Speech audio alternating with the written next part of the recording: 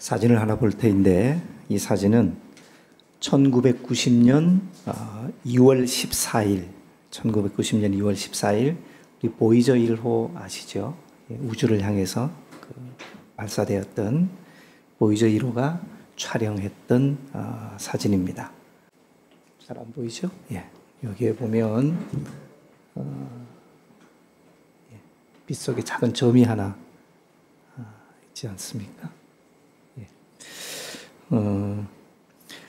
그 당시 이 사진을 촬영했던 보이저 1호와 그 지구와의 거리는 61억 킬로미터 였다고 합니다. 61억 킬로미터 먼 거리에서 보이저 1호가 자기가 가던 방향, 우주의 외곽, 우리 태양계의 외곽을 향하여 달리던 보이저 1호가 이렇게 각도를 틀어서 뒤편에 있는 우리 지구의 모습을 촬영한 그런 사진입니다.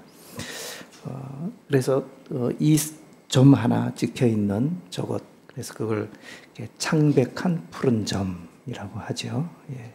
The pale blue dot 이라는데 칼 세이건은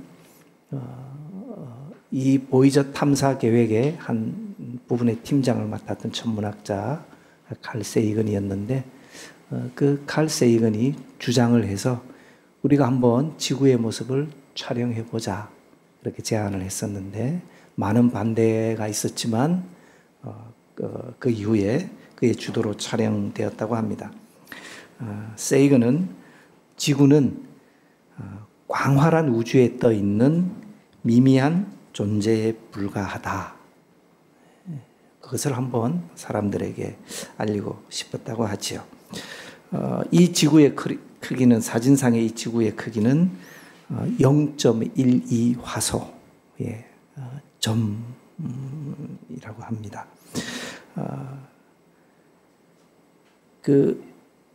이 창백한 푸른 점, 그 제목으로 세이건은 책을 내지요. 예, 그 책에서 이 당시의 상황을 이렇게 소감을 기록하고 있습니다. 저 작은 점을 보라. 저 점이 우리가 있는 곳이자 우리의 집이며 우리 자신이다. 이곳에서 당신이 사랑하는 모든 이들, 당신이 알고 있는 모든 사람들, 당신이 들어보았을 모든 사람들, 그리고 지금껏 존재했던 모든 사람들이 이 작은 푸른 점에서 살다가 갔다.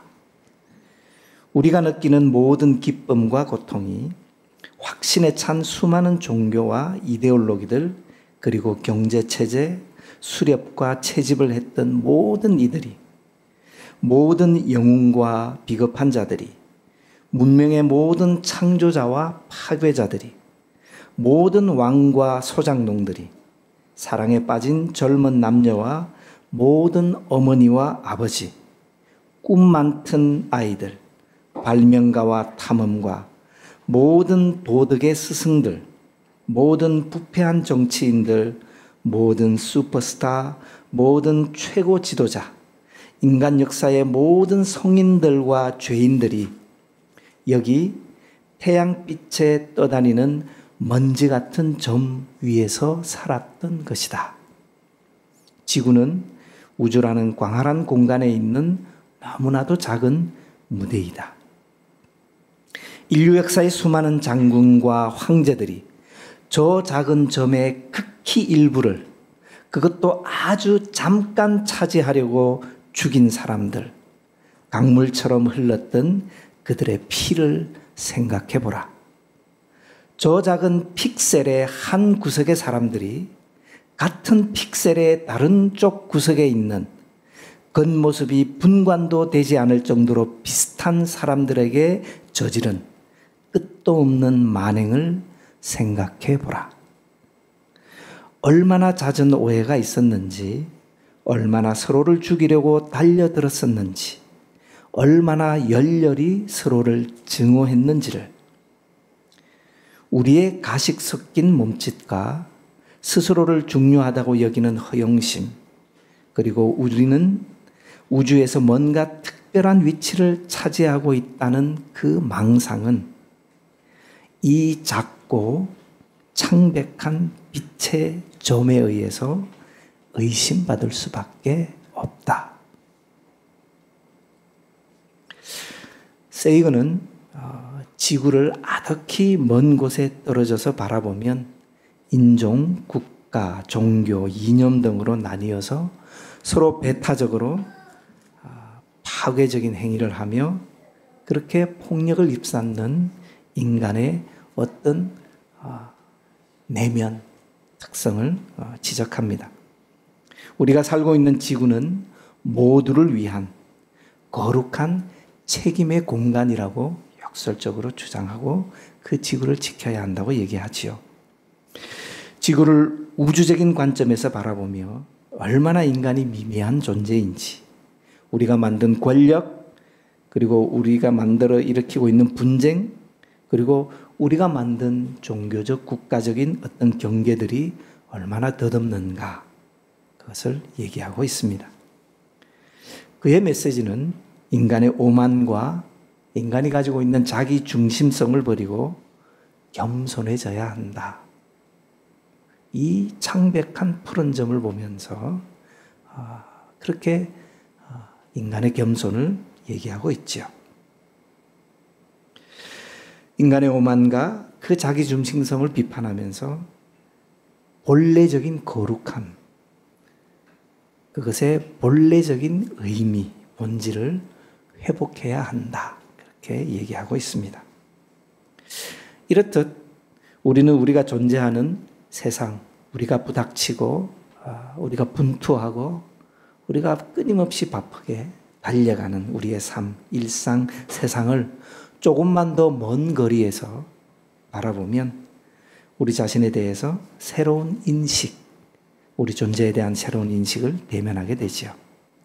그러한 점은 우리의 신앙 생활에 있어서, 우리의 신앙에 있어서도 크게 다르지 않다고 생각합니다. 한 걸음 떨어져서 멀리서 바라보면 신앙으로 포장되어 있지만 우리가 직면하여 버려야 하고 바꾸어야 할 우리 내면의 어둡고 또한 이기적인 면도 객관화하여 바라볼 수가 있죠. 우리를 짓누르는, 참아 버리지 못하고 끌어안으면 끌어안을수록, 발버둥 치면 발버둥 칠수록 우리를 고통스럽게 하는 우리 안에 내면의 짐, 삶의 짐, 인생의 짐도 새롭게 관찰하게 됩니다. 그러면서 우리가 왜 서로를 아끼고 존중해야 하는지, 왜 하나님의 말씀이 우리의 생각과는, 우리의 바람과는 다르게 이해해야 하는지, 또 이해되어야 하는지도 질문하게 되고 그리고 알게 됩니다. 한 걸음 더 떨어져서 멀리서 바라보면 훨씬 우리 자신을 객관화할 수 있게 되죠. 그리고 그러한 객관화의 경험은 우리를 붙잡고 있고 우리를 감싸고 있고 옥죄고 있는 것에서부터, 그곳에서부터 그런 객관화의 경험이 우리의 영혼을 자유롭게 하고 우리를 해방시키게 해줍니다. 마가복음 11장, 오늘 말씀 본문은 예수님의 공생애의 마지막 한 주일, 성고난 주간이라 할 수 있겠죠. 거기에 일어났던 사건들을 기록하는 기록입니다. 11장에서 15장까지. 예수님 당시의 성전은 스룹바벨, 귀환하고 나서 했던 스룹바벨 성전이 아니라 헤롯 대왕에 의해서 새롭게 확장되어서 건축된 성전이었습니다. 성전의 경내는 굉장히 화려하고 넓어서 길이가 450m, 어마어마하죠. 네.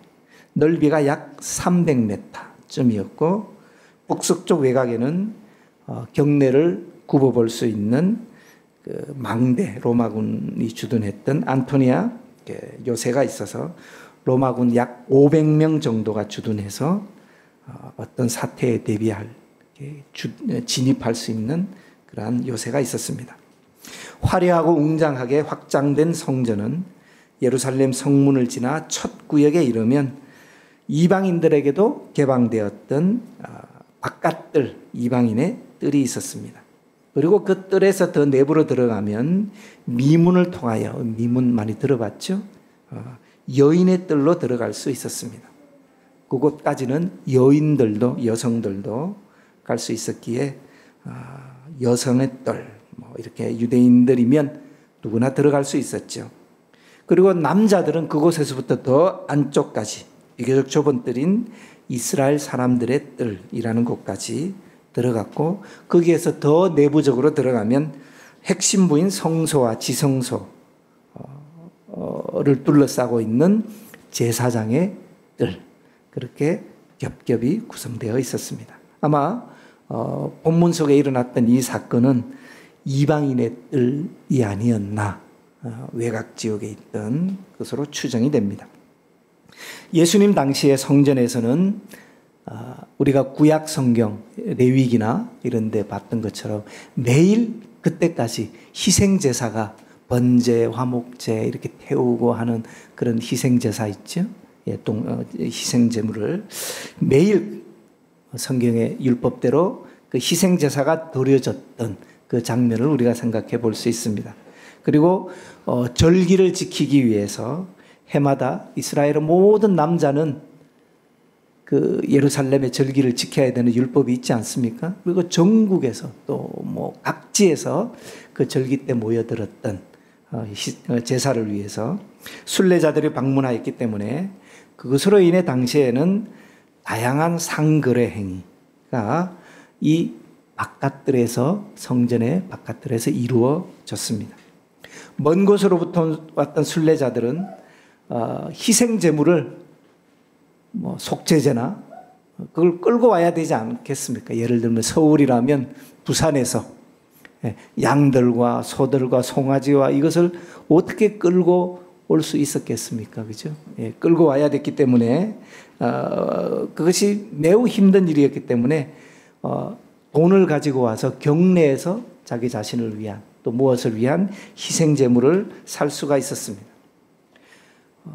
그 상거래 행위, 그것은 순례자들을 위해서 실은 가장 필요했던 그런 조치였지만 결국에는 부패한 성전 고위 당국과 상인들과의 검은 유착 관계가 형성되어서 그 희생제물을 사고 파는 그 상거래 행위에 폭리와 착취, 그리고 속임과 거짓이 난무하게 되어서 본래의 그 취지는 사라지고 그곳에는 인간의 탐욕만 무성하게 된 상황이었다, 우리가 생각해 볼 수 있습니다.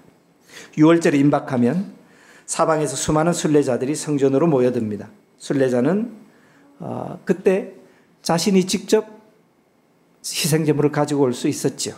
그렇지만 그러한 경우에 내가 내 희생제물을 직접 가져와야지, 그럴 수 있지 않겠습니까? 너무 비싸라든지 힘들어 이럴 때. 그렇지만 그러한 경우조차에도 자기가 가져왔던 이 희생제물이 제물로서 적합한 희생제물인가를 또 제사장들로부터, 당국자들로부터 검사를 받아야 되었던 거지. 그러한 검열에서 그래, 당신이 가져왔던 이 희생제물은 통과, 이렇게 될 확률이 점점 줄어들었죠. 그러면 결국 어떻게 해야 될까요? 돈을 주고 살 수밖에 없는 조건을 만들어 갔던 거지. 그런 경우가 다반사였다고 합니다. 그래서 순례자들은 희생 짐승을 사기 위해서 성전 고위 당국자들과 결탁한 상인들에게 비싼 값을 지불하고 울며 겨자 먹기로 그 상인들로부터 희생제물을 살 수밖에 없는 상태가 되어버리고 말았습니다. 그리고 또 심각한 것은 그 상인들에게 살 수 있는 그 돈은 아무 돈이나 사용하는 것이 아니라 성전에서 통용되는 그 화폐를 사용해야 됐기 때문에 점입 가경이요 설상 가상, 그 이익의 규모는 또 독점적 구조에 의해서 커질 수밖에 없었죠. 이때 환전상들은 일정한 수수료를 또 상인들로부터 받습니다. 그래서 그 경제적인 그 이윤 구조가 그렇게 형성되어 있었죠. 그렇기 때문에 그 당시에 밖에서 통용되는 돈을 재물을 사기 위해서 성전에서 통용되는 돈과 바꾸는 환전업, 그것은 커다란 이권이 걸린 독점 사업이 되었고, 환전상들은 그 권한을 쥐고 있는, 허가 권한을 쥐고 있는 성전의 고위 당국자의 허락을 받기 위하여, 면허를 따기 위해서 그들에게 또 뇌물을 상납하는 그런 구조가 형성되어 있었습니다. 예수님은 매매하는 자들을 내어 쫓으시며 환전상들의 상과 비둘기를 파는 상인들의 의자를 둘러엎으셨다. 그렇게 오늘 본문은 기록하지요. 그리고 예수님은 아무나 물건을 가지고 성전 안으로 지나다니는 것은 안 돼. 채찍을 휘두르면서 그렇게 성전을 정결하게 하는 사건이 오늘 본문의 사건입니다. 자, 그렇다면 예수님이 이렇게 불같이 화를 내신 이유는 무엇일까? 다시 한번 생각해 보면 좋겠습니다. 예수님의 이러한 격한 반응을 하신 것의 더 깊은 이유는 무엇일까? 첫 번째, 기도와 찬송 소리로 가득해야 할 성전이 장사치의 아우성 소리로 시끄러운 장마당처럼 변해서 그랬을까? 그럴 수 있을 것 같습니다. 그죠? 내 집은 기도하는 집인데 기도하지 않고 장사하는 소리들만 아우성치니 안 된다. 두 번째, 하나님께 신령과 진심을 다해야 하는 예배와 기도가 훼손되었기 때문에 예배와 기도를 회복해야 한다. 그러한 질책, 그럴 수 있을 것 같습니다. 세 번째, 아니면 구약에서 신약으로 새로운 복음의 시대를 연 예수님이시기에 이제 유대교는 생명을 다하여 쓸모 없어졌기 때문에 그 유대교의 성전은 문을 닫아야 한다라는 유대교에 대한 강력한 비판이었을까? 뭐 그렇게 짐작해 볼 수도 있겠죠. 그런데 다시 한번 생각해 봅니다. 예수님은 정말 그곳에서 장사를 금하신 것일까요? 거룩의 회복을 위해 장사와 환전하는 그 행위를 금하신 것이라면, 그렇다면 그 이후에는 어떻게 될까요? 사람들은 자신의 가축을, 짐승을, 희생제물을 직접 가져와야 되지 않겠습니까? 거룩의 회복을 위해서 그 환전과 장사 행위를 금하신 것이라면 이제 다음부터 사람들은 직접 가지고 와야 했을 것입니다. 그리고 실은 그렇게 자기의 희생제물을 직접 가지고 오는 그 땀과 수고와 자기의 헌신을 통해서 우리는 하나님께 우리 신앙의 진정성을 증명하고 보여드려야 한다. 뭐 이렇게 얘기할 수도 있지 않겠습니까? 우리가 어떤 일을 할 때 땀이 들어가고 희생이 들어가고 헌신이 들어가야 그 속에 진정성이 있다라고 하는 우리 내면의 어떤 그런 거룩에 대한, 헌신에 대한 어떤 그 상들이 있지요. 그래서 그렇게 생각할 수도 있을 것 같습니다. 봉사는 돈을 받고 하는 것이 아니라 헌신을 통하여 해야 된다라고 하는 그런 어떤 전제들이 있지 않습니까? 그런데 그것이 정말 하나님께 진정한 믿음을 보여주는 신앙 행위일까? 우리가 또 한번 질문해 볼 수가 있을 것 같습니다. 성전에서는 애당초 장사를 하지 말아야 하고 환전도 하지 말아야 한다. 이런 것일까요? 다른 영성을 위해서는 금전 거래는 성전에서는 거부되어야 하는 것일까요?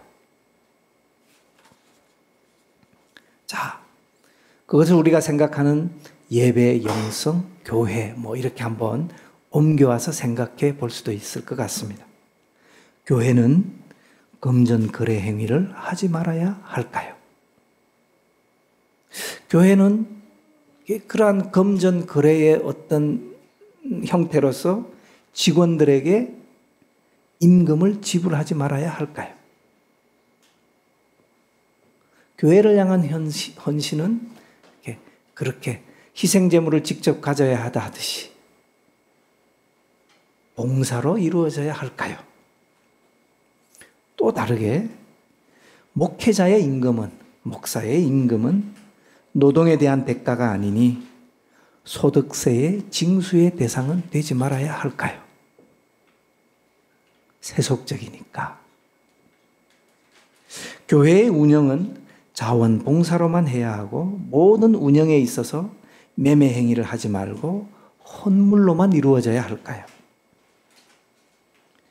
교회와 거래 관계를 하는 그리스도인 상인은 이윤을 남기지 말아야 할까요? 만약 그렇다면 그 상인은 어떻게 자기 직원들에게 임금을 주고 또 그들이 자기 가족을 먹여 살릴 수 있을까요? 여러 가지 질문들을 해볼 수 있습니다. 이러한 방향에서의 질문이죠. 또 다른 방향에서의 질문이 있지 않겠습니까? 그러면 교회를 이득의 대상으로 삼고 그렇게 교회를 이런 쪽이 아니라 문제의식을 갖는 질문의 방향 같습니다. 성경이 말하고 있는 진리라는 것, 그것은 우리가 생각하면 사뭇 우리가 범접할 수 없는 순결하고 고귀하고 어떤 아름다운 보석 같은 것 같지만, 그런데 그것은 우리가 도달할 수 없는, 도달하기 힘든 높은 데에 있는 것이 아니라 그 보석은 밭에 감추인 보화와 같은 것이라고 저는 생각을 합니다. 보석이 밭에 감추어졌다는 것은 그것이 아무나 평범한 사람 누구라도 찾아서는 안 되는, 찾기 어려운 고귀한 숭고한 가치, 찾기 어렵기 때문에 감추인 보화라고 하는 것이 아니라, 그것은 보석은 밭에 있으면 안 되잖아요. 보석은 누구라도 접근할 수 있는 곳에 있으면 안 되잖아요. 보석이 값비싸고 비싸고 화려하고 좋은 것일수록 철저한 경계와 그 보석에 접근할 수 있는 자격을 갖춘 사람들은 제한되는 그런 곳에 있어야 보석은 보석의 가치가 있지 않습니까? 그런데 성경이 얘기하는 진리, 그 값진 보석이 밭에 있는 것입니다. 누구라도 접근할 수 있고, 그곳에 접근하기 위해서는 어떠한 조건도 요구되지 않는, 마치 무엇과 같은, 반짝거리는 쓰레기 같은 밭에 있는 역설이죠. 그래서 오히려 그것은 진리고 값지다는 역설을 우리는 생각해 보아야 합니다.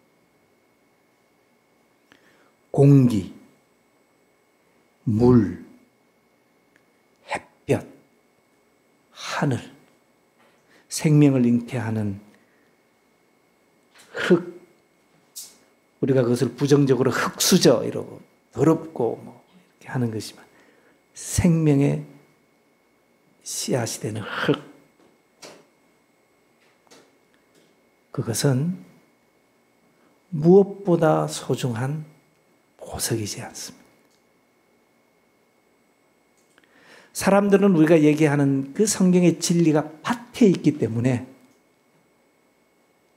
사람들은 그것을 중요하지 않다고 생각합니다.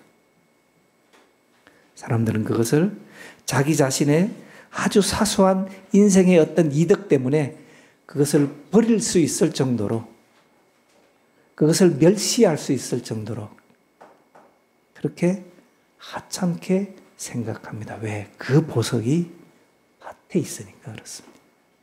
그러나 그 값어치를 아는 사람은 그것이 밭에 있음에도 불구하고 자신의 생명을 바쳐서 그 보석을 구하기 위하여 애를 쓴다는 것이죠. 그것이 보석인 줄 아는 사람이 그렇다는 것입니다. 그래서 우리는 이렇게 생각해 볼 수 있습니다. 누구나 접근하고 누구나 도달할 수 있기 때문에 그것은 보석이라는 거지. 누구에게나 풍성한 것이기 때문에 그것은 가장 값어치가 있는 것이고, 그렇기 때문에 고귀하다는 것입니다. 공기처럼, 물처럼, 하늘처럼, 흙처럼, 다이아몬드나 사파이어나 루비가 아니라. 성전에서 장사하는 사람들을 보시고 엎어버리신 예수님께서 하신 말씀은 이런 말씀입니다. 왜 성전에서 장사를 하고 있느냐? 왜 성전에서 금전 거래가 있고 왜 성전에서 돈을 바꾸고 이렇게 하느냐 하는 것이 결코 아니었다고 저는 생각이 합니다. 그것은 그 성전을 강도의 소굴로 만든 것에 대한 질책이셨습니다. 이 말씀은 이렇게 해석되기 쉽습니다. 성전은, 내 집은 만민이 기도하는, 기도와 예배와 찬송이 있어야 되는 기도하는 곳이라는 말과 강도의 소굴로 바꾸었다라는 말을 그렇게 이 둘을 대비해 버리면 장사하는 곳으로 바꾸어 버렸다라는 것, 환전하는 금전 거래하는 곳으로 기도하지 않고 바꾸어 버렸다고 하는 것으로 대비를 시켜버리면 그 다음에 거룩과 성전은 무엇이 돼야 합니까? 기도해야 하는 곳, 찬송과 예배가 가득해야 하는 곳으로 이해되고 버리고 말죠. 그리고 그것이 거룩과 신앙의 기준이며 신앙의 바로미터가 되어 버리는 것으로 바뀌어 버립니다. 그런데 만약 그렇게 기도하는 곳과 장사하는 곳, 강도의 소굴을 극명하게 대비시켜 버리면, 그렇다면 예수님께서 상인들을 향해서 화를 내신 이유는 또 이렇게 얘기할 수 있지 않겠습니까? 너희들은 기도하지 않고 왜 상거래를 하느냐? 그런 질책일 수도 있겠죠. 그런데 그것은 또 아니지 않습니까? 예수님이 화를 내신 것은 상인들이 기도하지 않기 때문에가 아니라, 상인들이 예배 드리지 않기 때문이 아니라 그들이 강도의 행각을 하는 것 때문이었다는 것이죠. 거룩을 생각해 볼 때 우리에게는 오히려 이런 질문이 필요합니다. 만일, 자, 이런 질문을 해봅니다. 상인들이 그 성전뜰에서 먼 데서 온 사람들에게 비둘기를 정당한 가격으로 판매했다면 예수님이 분노하셨을까요? 혹 그 상인들이 저렴하게 할인을 해서 비둘기를 제공하는 일을 했다면 예수님께서 가난한 이들, 불편한 이들, 부족한 이들을 위해서 자기의 이윤까지 희생해 손해를 봐가면서까지도 도움을 준 그 상인들에게 그렇게 분노하고 비판하셨을까요? 예수님께서 발견하신 것은 사람들이 오는 곳, 즉 누구나 와서 하나님께 기도할 수 있어야 하는 곳이 성전인데, 그곳에 오는 사람들을 상대로 자기의 이익을, 그 폭리를 취하기 위하여 뇌물과 그런 경제적 사슬, 폭리의 사슬을 만드는 그 행위와 시스템을 보신 것이기 때문이라고 저는 생각을 합니다. 오늘날 우리가 들어야 할 말씀이 있습니다. 마태복음 12장 7절에 나는 자비를 원하고 제사를 원하지 않는다 하는 말씀이 무슨 뜻인지 알았더라면 너희가 죄 없는 자를 정죄하지 않았을 것이다 라고 하는 말씀이죠. 지난 시간 우리 교회의 역사 가운데 교회가 개혁되어야 한다고 주장하는 사람들의 대부분 주장의 초점은 예배의 회복, 기도의 회복 이런 이야기들 주제였습니다. 틀렸다라고 할 수는 없겠지만 그러나 복음서는 신앙의 본질이 그런 종교적 행위, 형태, 예배에 있다고 가르치지는 않는 것 같습니다. 그러지 말아야 한다라는 것은 아니지만 예수님의 말씀처럼 예수님 이전이든 이후든 일관되게 하나님은 나는 자비를 원하지 제사를 원하지 않는다. 그렇게 말씀하십니다. 안식일 논쟁에서 바리새인들이 문제를 제기하자 안식일은 사람을 위해 있는 것이다. 먹을 것을 구하고 사람을 고치는 것이야말로 안식일의 진정한 의미를 실현하는 것이다. 라고 말씀하시죠. 당시 신앙이 철저했던 사람들에게는 도저히 받아들일 수 없는 충격적인 선언이셨습니다. 회당에서 예수님을 마주한 손 마른 자는 급박하게 위독하지도 않았던 병이 급박하게 악하게 진행되었던 그러한 질병이 아니었음에도 불구하고 예수님은 안식일 율법에 대하여 절대 부동의 신념을 가진 바리새인들이 지켜보는 바로 그 면전에서 손 마른 자를 고치시는 행동을 보여주셨습니다. 예수님은 제자들에게 율법이 그리고 신앙이 말씀이 무엇을 위해 존재하는지를 생각하게 해주셨습니다. 예수님은 지극히 작은 자 하나에게 베푼 것이 곧 나에게 행한 것이다. 그렇게 자기 자신을 지극히 작은 사람과 동일한 위치로 그 사람을 예수님의 위치로 끌어올리십니다. 그렇기 때문에 결국 기독교의 모든 가르침은 예수 그리스도의 십자가로 출발하는 그 구원이 지금 이 자리에서 약자들에 대한 태도가 무엇인지 그리고 그 태도가 어떠한 것이어야 하는지에 대한 것으로 수렴한다고 할 수가 있을 것 같습니다. 성경은 우리 자신이 성전이라고 말씀하고 계십니다.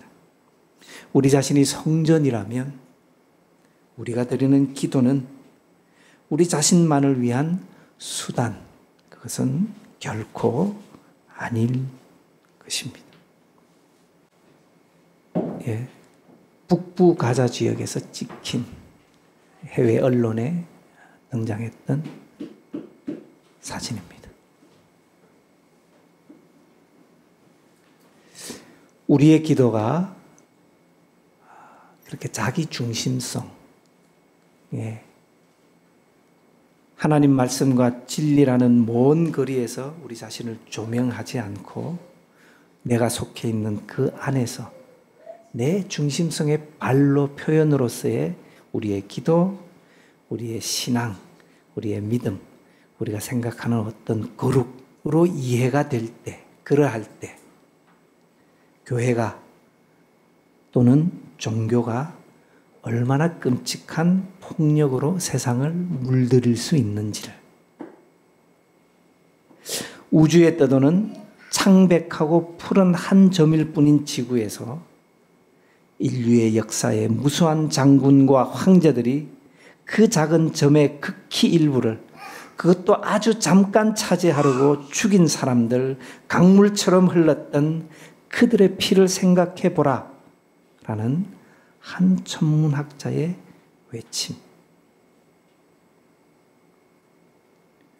그것이 오늘 2000년 전이 아니라 우리가 살고 있는 오늘 이 시대 얼마나 우리의 현실이 되고 있는지를 확인하고 우리는 말씀 속에서 우리 자신을 객관화시키면서 조명해 볼 필요가 있고 성찰해야 된다고 생각을 합니다. 그렇기 때문에 우리의 기도가 나의 고통의 영역, 그것을 넘어서서 이웃, 나아가 만민을 위한 기도로 확장되어야 하지 않을까. 그렇게 말씀 속에서 고민하고 질문해 보아야 하지 않겠습니까? 우리는 신앙의 확신을 나의 고통과 나의 아우성에 대한 응답 속에서 확인을 하지요. 그것이 응답되면, 그것이 해결이 되면 힘을 얻고 또 그렇게 해서 내 신앙의 어떤 부분을 확인해 가곤 합니다. 그러나 나의 기도가 만민을 위한, 공공선을 위한 때까지 확장되어 가는 고민, 자기를 객관화시키는 그러한 고민, 그 고민이 무르익어서 그렇게 정말 거룩한 것이 무엇인지, 정말 신실한 것이 무엇인지 그 본질을 회복할 때에 그렇게 자기 중심성에서 벗어나서 내 기도의 응답에서가 아니라 그렇게 자기 중심성에서 벗어날 때 비로소 다시 그것은 거꾸로 내 삶의 현실 속에 돌아와서 내가 아우성치고 내가 괴롭고 내가 힘들고 내가 절망스럽고 내가 하나님 앞에 그렇게 낙담될 때에 오히려 우리를 객관화해서 그렇게 바라보면 그렇게 나를 짓누르고 있는 그곳에서부터 나를 자유롭게 한다는 것이지. 내 기도가 응답되었기 때문에 내가 그 문제에서 자유로운 것이 아니라 내가 가지고 있는 그 상황이 바뀌어졌기 때문에 나는 응답받아 자유롭게 되었다가 아니라 멀리 떨어져서 나를 객관적으로 우리 인생과 우리 삶을 객관적으로 바라보았을 때 그것 위에 있는 하나님의 섭리와 하나님의 거룩을 바라보았을 때 오히려 그것이 내가 붙잡고 있는 문제를 놓아버리고 해방시키고 나를 자유롭게 한다는 것이지요.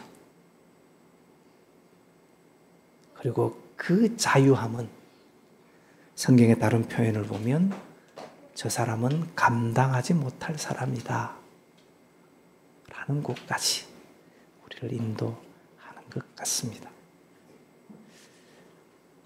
거룩함, 기도, 예배, 찬송이 무엇이 되어야 하는지 하나님 앞에 고민하고 그 고민이 무르익어서 내가 부여잡고 있는 것을 놓아버리고 나를 해방시켜 하나님과 함께 이 땅에 놓여져 있는 우리를 가라고 하신 우리를 두신 그곳에서 해방된 존재로 이 땅을 하나님 나라로 갖고 가는 그 일에 묵묵히 걸어갈 수 있는 우리 모두가 되었으면 참 좋겠습니다. 기도하겠습니다.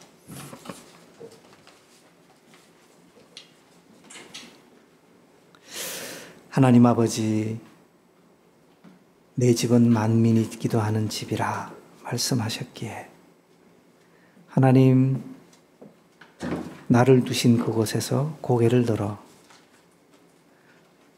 하나님이 말씀하시는 그곳에서 나를 다시 바라보며 하나님과 함께 동행하는 걸음 되게 하옵소서.